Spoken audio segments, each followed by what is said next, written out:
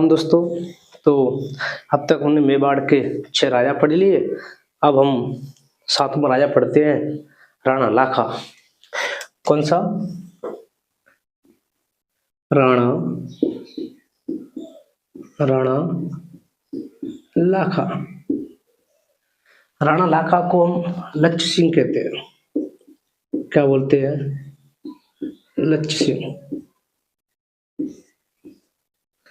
इनका शासनकाल 1382 से लेकर 1421 तक है। राणा लाखा, इनको हम लक्ष्य सिंह कहते हैं। इनका शासनकाल 1382 से लेकर 1421 है। राणा लाखा के समय ही जावर उदयपुर में, जावर कहाँ पड़ती है? उदयपुर। जावर उदयपुर में चांदी की खान प्राप्त हुई। किसकी खान? चांदी की खान। चांदी की खान मिलती है।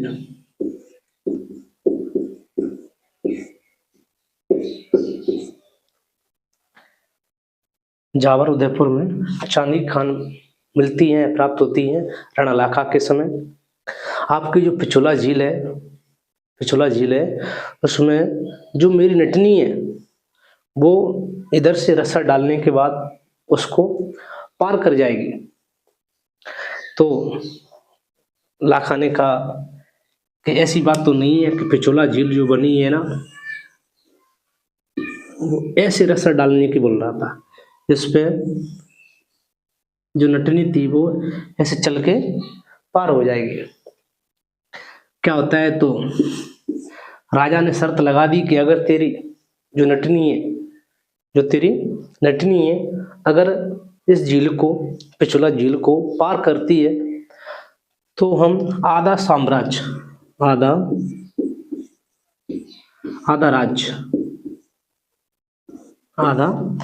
राज्य हम उस जो नट था उसको दे देंगे।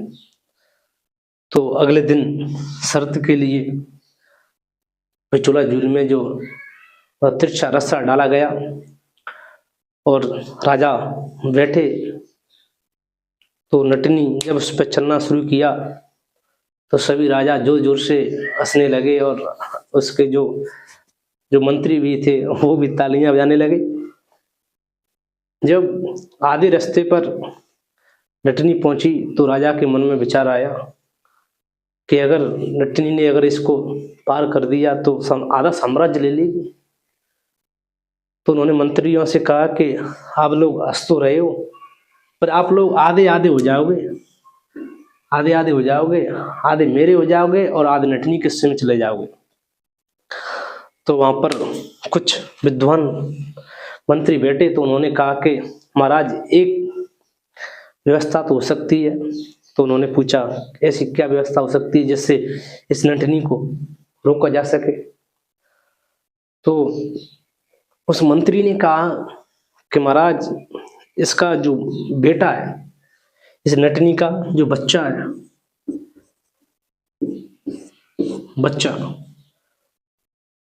उसको कैसे भी करके रुलाओ। अगर इसका बच्चा रोएगा तो जो रस्सी पर चल रही है नटनी, मन केंद्रित करना पड़ता है, वो डिसबैलेंस हो जाएगी और उसमें गिर जाएगी। तो मंत्रियों ने उसके बच्चे को बुलवाया और उसमें 1-2 थापड़ लगाए, जिससे बच्चा रोने लगा। और एक जो माँ होती है उसको खुद का बच्चे की आवाज बहुत दूर तक सुनाई देती है कि मेरा ही बच्चा रो रहा है। जब वो बच्चा रोया तो नटनी के कानों में सुनाई पड़ा कि मेरा बच्चा रो रहा है। तो उसने थोड़ा सा पीछे देखा। देखने के बाद वो डिसबैलेंस हो गई और पिछोला झील में गिर गई। पिछोला झील में गिर गई। पिछोला झील में गिरने के बाद अब जो नट था। अब नट था तो नट ने कहा कि महाराज मैं तो कहीं का भी नहीं रहा, मैं तो कहीं की भी नहीं रहा, अब ऐसा कुछ करो जिससे नटनी का आगे कुछ तो नाम चले। तो राणा लाखा ने पिछोला झील है ना, उसके पास ही एक चबूतरा बनवा दिया। क्या बनवा दिया? चबूतरा। जैसे हम नटनी का नटनी का नटनी का चबूतरा कहते हैं, चबूतरा कहते हैं। क्या कहते हैं? नटनी का चबूतरा। और ऐसा माना जाता है जो पिछोला झील है वो एक बंजारी के द्वारा बनवाई गई थी। किसके द्वारा? बंजारी के द्वारा बनवाई गई थी। उसके बाद जो राणा लाखा है उसकी एक शादी हो रखी थी बूंदी। बूंदी में कौन थे? हाड़ा। बूंदी में कौन? हाड़ा। बूंदी में कौन? हाड़ा। तो इनका एक साला था, कौन? कुंभा हाड़ा।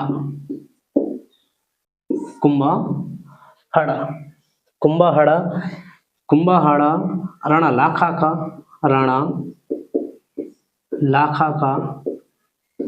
का साला था। एक दिन की बात है, क्या होता है कि जो राणा लाखा था उसकी रानी थी बूंदी की हाड़ी रानी। तो हाड़ी रानी जब मेवाड़ आई, चित्तौड़गढ़ आई, तो राणा लाखा ने पूछा कि आपको हमारा चित्तौड़गढ़ मेवाड़ कैसा लगा? तो हाड़ी रानी ने कहा कि आपका मेवाड़, चित्तौड़गढ़, उदयपुर बहुत ही आन बान शान से बने हुए हैं, पर कुछ लेडीजों में, महिलाओं में एक खासियत होती है कि वो अपने पियर की कभी बुराई नहीं करती हैं। तो हाड़ी रानी ने कहा कि महाराज सब कुछ सही है, सब कुछ शानदार है, पर हमारी बूंदी जैसा मेवाड़ नहीं हो सकता। हमारी बूंदी जैसा मेवाड़ नहीं हो सकता। तो राणा लाखा को ये बात बुरी लगी तो उसने बूंदी पर चढ़ाई करवा दी।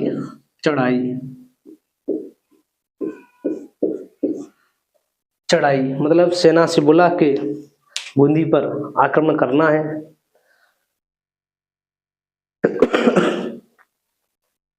ये बात मंत्रियों तक पहुंची। मंत्रियों ने कहा कि महाराज क्या बात करते हो तुम, कल हम लोग बूंदी में बारात लेके गए थे, रानी को लेके आए हैं, हाड़ी रानी को, आज तुम बोल रहे हो कि हम बूंदी पर आक्रमण करेंगे, चढ़ाई करेंगे। तो राणा लाखा ने कहा कि मैंने तो प्रतिज्ञा ली है कि मैं जब तक बूंदी को ध्वस्त नहीं करूंगा तब तक मैं खाना नहीं खाऊंगा। तो जो राजाओं के मंत्री होते हैं वो बड़े बड़े विद्वान होते हैं।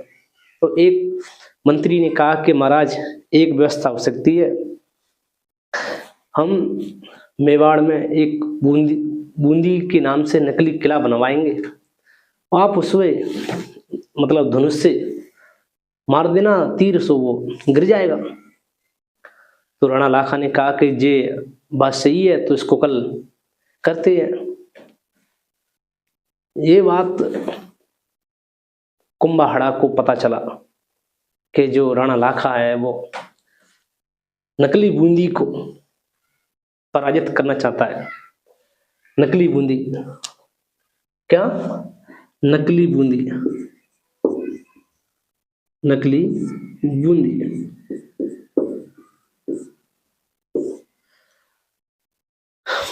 ये बात पता चली तो कुंभहड़ा ने कहा कि अगर 100 हड़ाओं को सिर कटाने पड़े फिर भी हम नकली बूंदी को भी नहीं गिरने दें।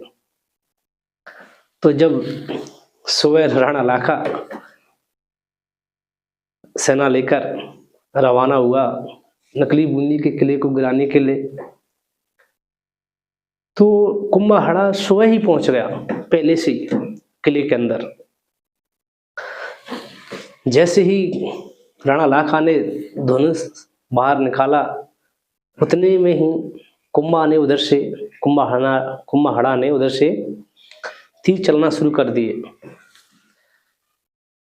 पता चला, सेनापति भेजे के अंदर देखो कौन है। तो सेनापति ने बोला कि महाराज ये तो आपका कुंभहड़ा आपका साला है।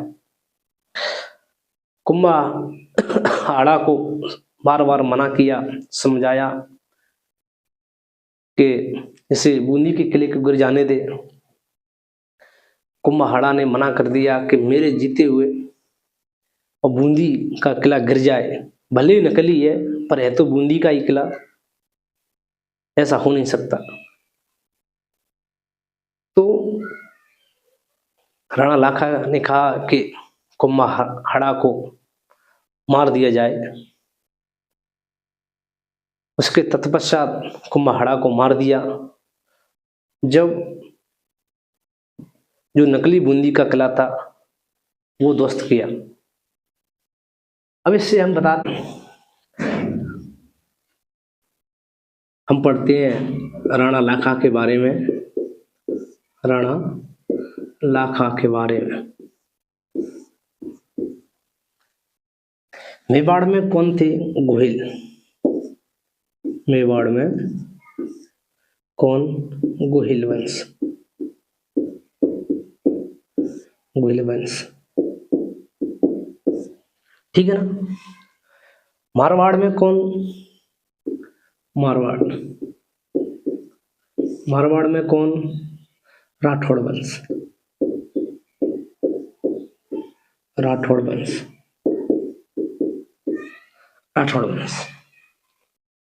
चलो अब इससे आगे पढ़ाते हैं हम लोग। मेवाड़ में गोहिल वंश और मारवाड़ में राठौड़ वंश। मेवाड़ गोहिल वंश का राजा राणा लाखा।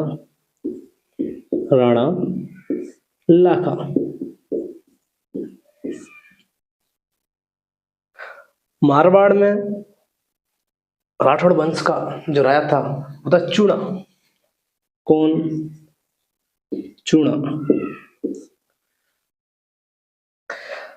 जो राणा लाखा की हाड़ी रानी थी उसका बेटा था चूड़ा। कौन? चूड़ा।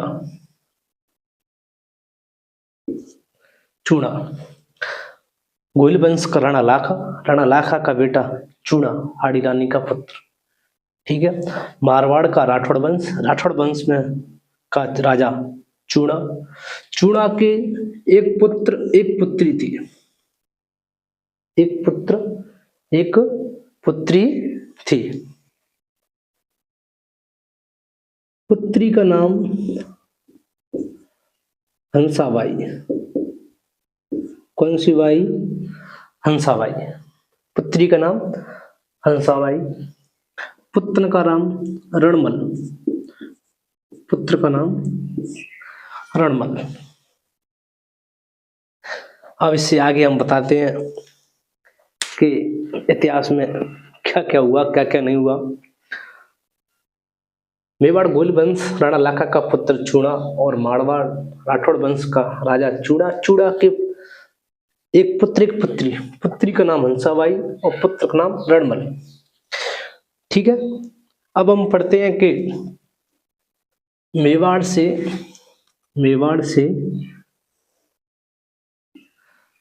हंसाबाई के लिए वर राजा ढूंढने के लिए मेवाड़ में चूड़ा को देखने आए। किसको? चूड़ा को। उस समय दरबार में चूड़ा नहीं था। राणा लाखा बैठे तो जो मंत्री आए उन्होंने कहा कि महाराज, उनको थोड़ा बोलते समय एक दिक्कत क्या हुई कि उन्होंने बोला कि महाराज, हम आपके लिए रिश्ता लेके आए हैं। क्या लेके आए? रिश्ता।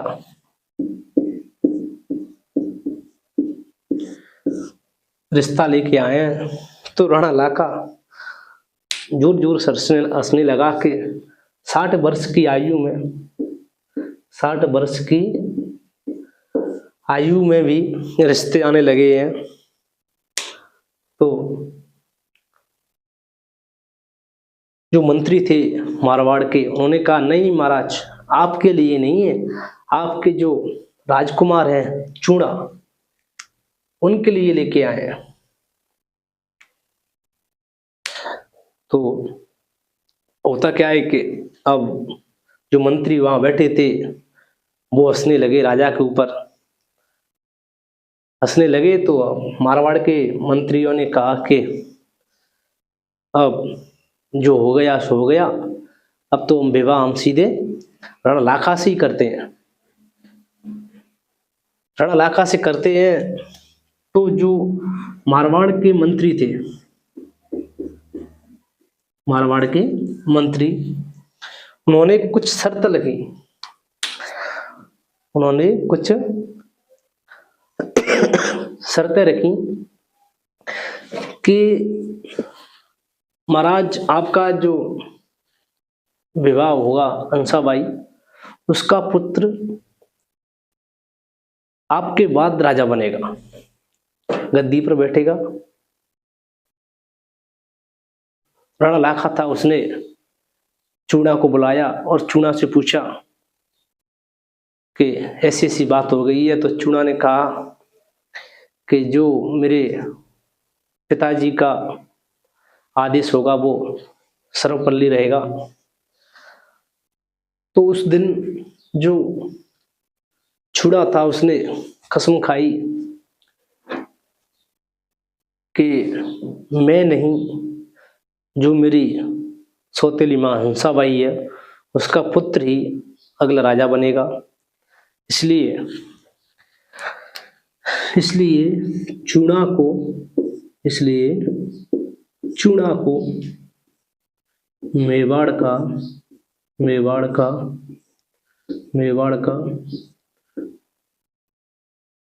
भीष्म कहते हैं।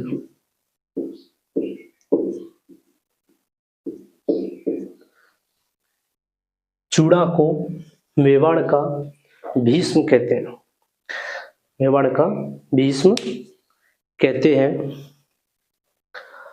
तो जो मेवाड़ के मंत्री थे, जो राणा लाखा के मंत्री थे, उन्होंने कहा महाराज, आपका पुत्र, हाड़ी रानी का पुत्र चूड़ा, उसको भी तो कुछ मिलना चाहिए। मारवाड़ की हंसाबाई का पुत्र तो राजा बन जाएगा, तो जो हाड़ी रानी का चूड़ा है उसके लिए क्या है? तो राणा लाखा ने कहा कि मेवाड़ में प्रथम 16 ठिकाने, उनमें से प्रथम 4 तो आप चूड़ा को मिलेंगे। किसको मिलेंगे? चूड़ा को मिलेंगे। प्रथम 4 ठिकाने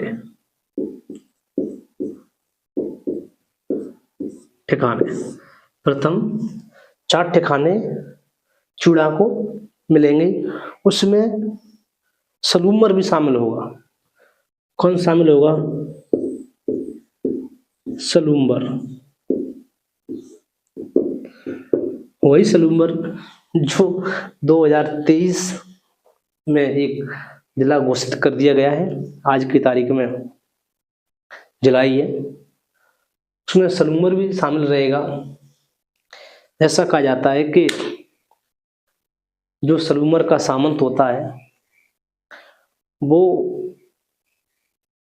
ऐसे सीएम होता है, उसके बाद डिप्टी सीएम होता है, उसको जैसे ही माना जाता है कि सलूमर का सामंत उपराजा माना जाता है।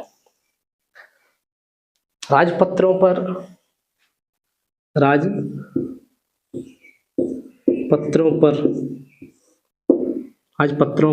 हस्ताक्षर होंगे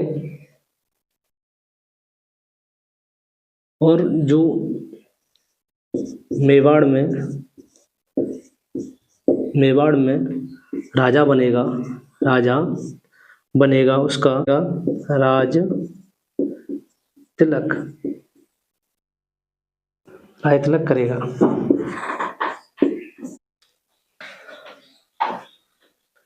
मेवाड़ का जो राजा होता है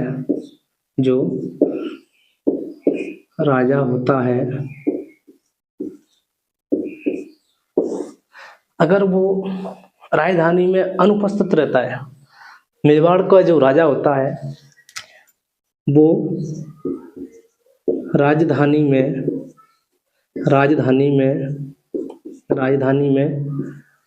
अनुपस्थिति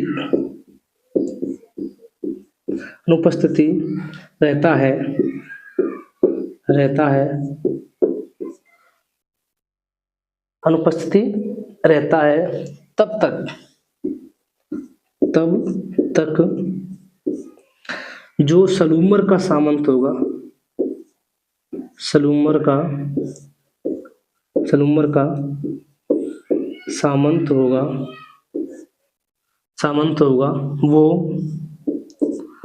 वो राजा वाले काम करेगा। राजा वाले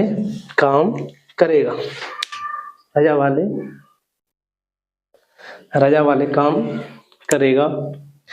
और सबसे मोस्ट बात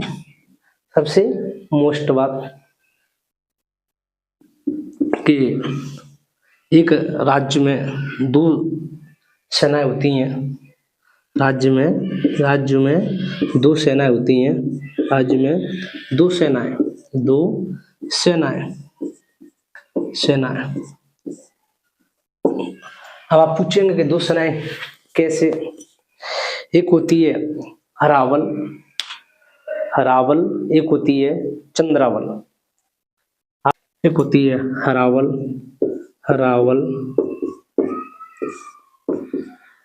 हरावल का मतलब होता है जो टुकड़ी सेना में सबसे आगे चलती है।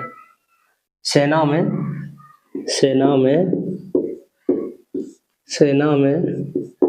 सबसे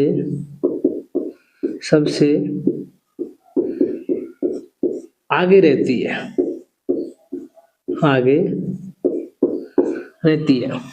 हरावल यानी जो टुकड़ी सेना में सबसे आगे रहती है उसको क्या बोलते हैं? हरावल। एक होती है चंद्रावल।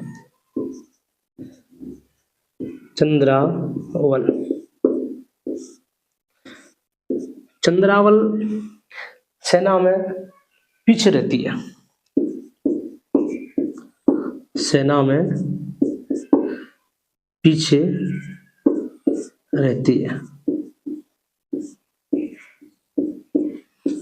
अब मैं बताऊं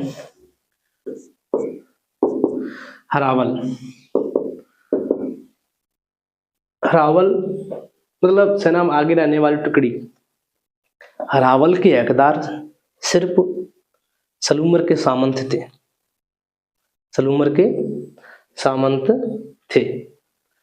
और हरावल और चंद्रावल दोनों सेनाओं की टुकड़ियां होती हैं। हरावल सेना में आगे चलती है और जो चंद्रावल होती है वो सेना में पीछे रहती है। तो अब इससे आगे हम पढ़ेंगे राणा लाखा का पुत्र हुआ मोकल। कौन? मोकल का पुत्र हुआ मोकल।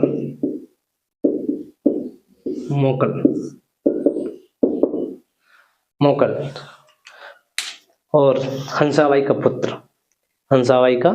पुत्र इसको हम पढ़ेंगे थोड़ा बहुत कल, और कल आगे पढ़ेंगे। यहाँ तक के लिए धन्यवाद। और आप लोग लाइक करें, सब्सक्राइब करें, कमेंट करें। यूट्यूब चैनल का नाम सिलेक्शन क्लासेज राजाखेड़ा। धन्यवाद।